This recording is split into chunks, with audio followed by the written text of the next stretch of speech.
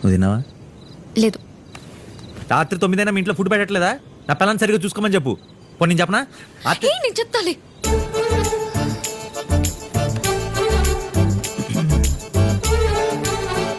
ఏం చెప్తావు? బాగా చూసుకోమన్నావని. ఎవరిని? నన్ను. అసలు కన్ఫ్యూజ్ అవ్వట్లేదు నువ్వు. మా ఫ్రెండ్స్ అందరూ ఊరు వెళ్తూ బస్ స్టాప్ దగ్గర రారా అంటే అసలు ఎలా తెలుసా? అలాంటి ప్లేట్ ముందు లేచి వచ్చా. నీకేమైనా అర్థం అవుతుందా?